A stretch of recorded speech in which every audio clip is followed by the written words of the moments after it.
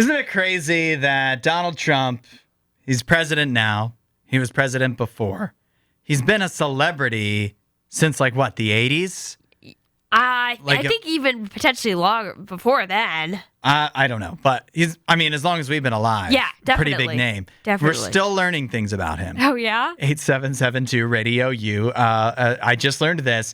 If you had to guess a movie series that Donald Trump once brought back that hasn't been made in a while, what would that be? Oh, I don't know. I don't know what movies he likes. I feel like most people wouldn't get this. Okay. I would have never thought of this.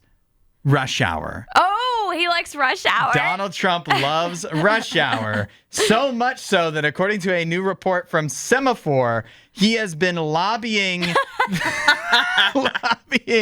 the owner of Paramount Skydance, Larry Ellison, to get a fourth Rush Hour movie made. Isn't Larry Ellison one of the richest people in the world right now? Yeah, he is. Yeah. And when you're Donald Trump and you have his ear because you're the president, what are you telling him?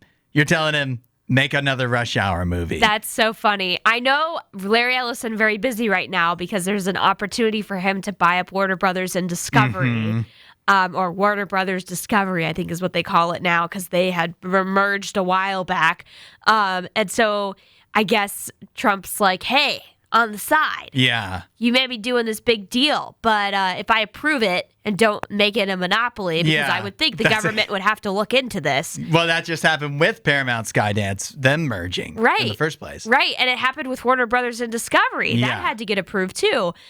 So they'll be like, we'll approve it just as long as you make another Rush Hour movie. And I'll be honest, I'm so torn on this because Rush Hour, I remember my dad watching it on TNT or whatever channel. Sure. And it being one of the first times, seeing that was one of the first times I felt like I was watching a grown-up movie and liking it. Okay. When I was a kid. Yeah. And then I loved the first 3 Rush Hour movies. Me and one of my best friends would watch them all the time.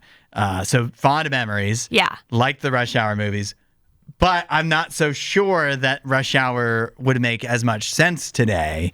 And mostly, if not just primarily because so much of it hinges on the personalities, Jackie Chan and Chris Tucker. But particularly Jackie Chan, he's 71 years old now. I know. That's kind of wild to think of.